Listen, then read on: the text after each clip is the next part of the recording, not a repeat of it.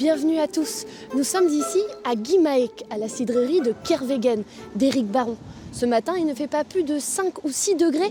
Pourtant, la fabrication du cidre a bien commencé. Avant de découvrir ensemble le pressage des pommes, chut, écoutez, le cidre s'appétit.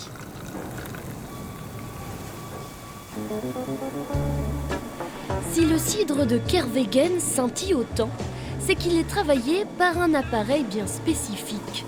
C'est un pressoir traditionnel à Champagne.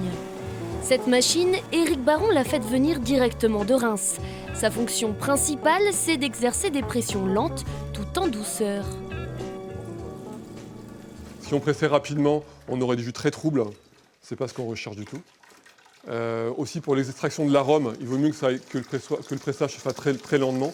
Nous, ça nous prend 24 heures pour presser 3 tonnes. Et en faisant ainsi, ça nous demande du personnel, ça nous demande d'être patient, mais on a le temps.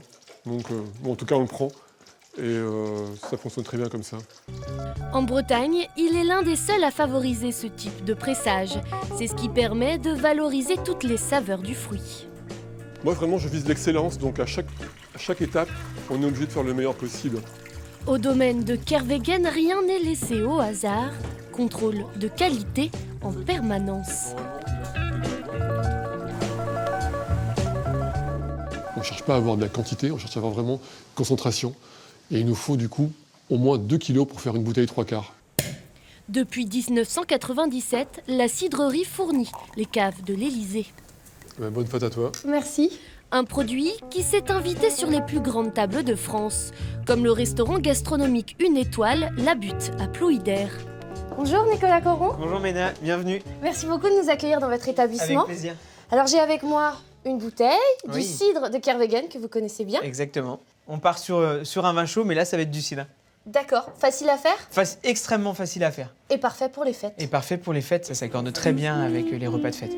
Alors on va travailler avec simplement du beurre de baratte, du beurre cru, du miel que l'on va utiliser ici en cadre, en section pour avoir tous les arômes du miel, et puis un petit peu de safran bigoudin qu'on a juste là. Donc ça c'est du miel tout simplement qu'on a pris directement d'une ruche comme ça en plaque, donc on utilise l'ensemble. Et donc on ajoute ce cidre tout simplement pour le faire infuser. Donc là on fait vraiment fondre cette section de miel de manière à ce tout soit diffusé. Le miel, la cire, cette propolis qui est important au point de vue santé aussi. On a besoin d'apporter encore de la gourmandise à ce cidre chaud. Et vu qu'on est en Bretagne, on va utiliser du beurre. Du beurre de micelle, du beurre de baratte, du beurre cru. On va partir sur 50 grammes de beurre là, sur cette préparation-là. Il faut continuer à chauffer pour que ce beurre fonde complètement, tout simplement. Donc voilà, on a notre petite préparation. Très bien. Qui est prête à être servie comme ça ou non? Non, on va pas la servir comme ça. Justement, on a perdu ce côté pétillant. On va ajouter un tout petit peu de cidre frais pour redonner du peps et on finira par un petit pistil de safran. Je te propose qu'on aille faire ça, pourquoi pas dans la cuisine avec quelques mignardises, des gourmandises. Comme ça, on pourra déguster ça et ce sera encore plus gourmand.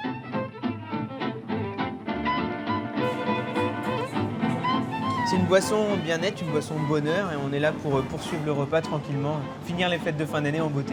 Avec plaisir. Eh ben, merci beaucoup en Merci, tout cas pour Maïla. cette recette. Maintenant, vous avez de quoi faire un repas des fêtes, de l'entrée jusqu'au dessert avec la boisson. Alors, il ne me reste plus qu'à vous dire à vos fourneaux et bon appétit.